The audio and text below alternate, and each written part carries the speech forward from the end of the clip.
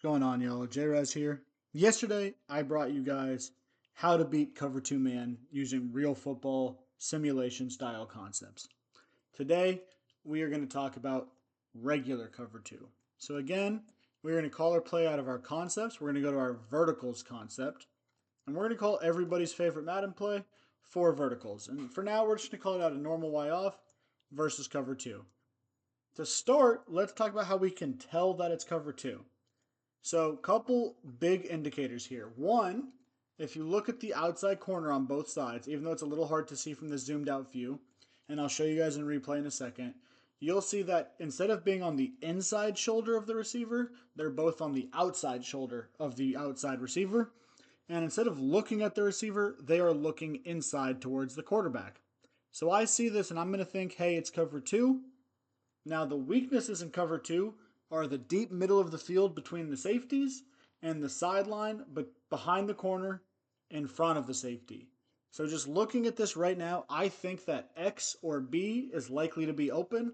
So, we're going to snap this ball. I'm going to see that X is in fact open in that hole shot, and that I can make the read and make the throw. Let's go to replay real quick just to talk about again. He is going to be looking inside, not at the receiver, but he's going to be looking all the way to the quarterback. You guys can kind of tell, kind of not maybe. And he is going to be on the outside of the receiver. And again, when I think it's cover two, what I'm going to do is I'm going to confirm the coverage by looking at the outside corner. I see that he kind of gets hands on and plays short, which means I can throw that deep fade to the sideline. We'll go ahead and look at it to this side as well.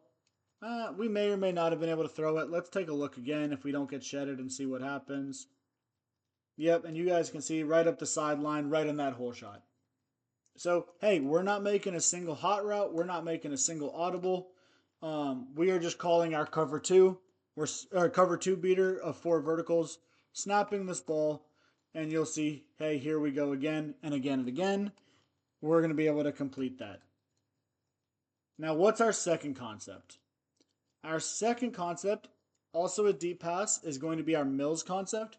We'll call gun split slot open backs cross versus any cover two. Let's just go with the dime 2-3 odd cover two. So we'll go ahead and snap this real quick and I'll kind of show you guys what it is that we're looking for. Oh, and he hit him right in the back of the head. You guys may have been able to tell there. I was throwing to the X receiver. Let's talk about why we were throwing to this X receiver right here. So something that you'll notice is this linebacker right here. He is in what's called a mid read, which means his job is to cover from about 5 to 15 yards in the middle of the field. So Hagan, our left slot receiver, by running into his area, his job, if we don't get shedded and fumble, is going to be to hold that linebacker in place so that we have the ability to throw that post behind him.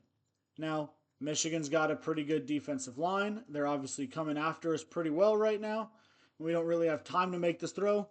But again, it's been open every time. Let's try max protecting real quick just to kind of show what it's supposed to look like when we have enough time. I guess we can't get enough time for the life of us. Let's just try this again with a little half slide. Nope, still nothing. Awesome. You gotta love the game sometimes. Gotta love it.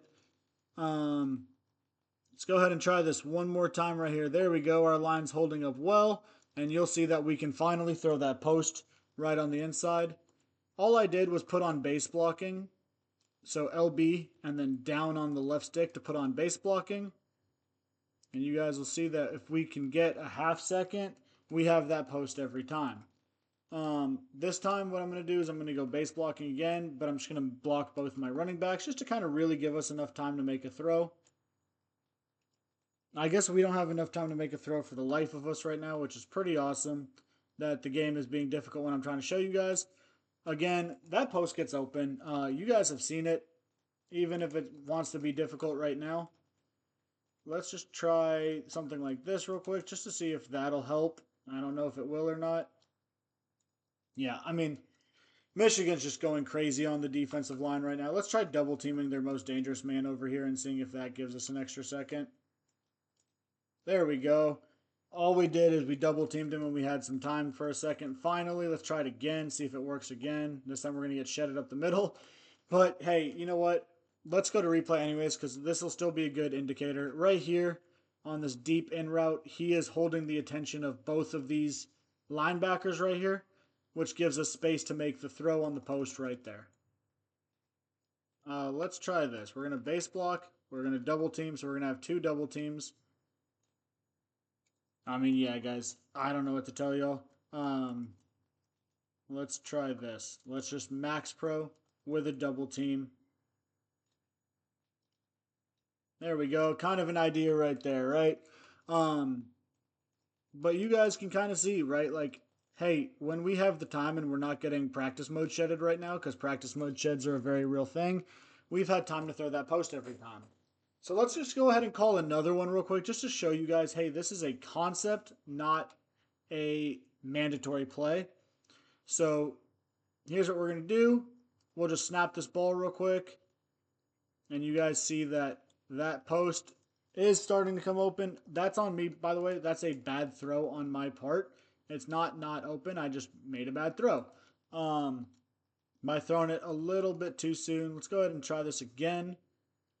There we go. We have a second. I mean, fellas, you know, I'm asking for a lot here, and I understand that. I guess we really could just take our check down and be safe in an actual game situation where that keeps happening. But I am trying to show you guys, just because I think it's a little more fun to throw bombs than it is to throw my check down there, that, hey, I can throw that post. There we go. We have more than enough time. I can throw that post in between the safeties. I can throw my check down right here. I can give it a second and throw my post. Now, if you wait too long, what happens, right? This is a good indicator right here. So our mid read, if we wait too long and the linebacker crosses his face, he no longer has to worry about, or I'm sorry, that dig crosses his face, he no longer has to worry about him. He's going to get back to the post. So we need to make sure that we are throwing this about the time that that deep in route crosses his face. I mean, if I don't get shedded to death, we'll try it one more time. And we can kind of throw that just before the safety gets there, right when he passes the linebacker. You guys are seeing pretty consistently. There we go. Roberts with the catch.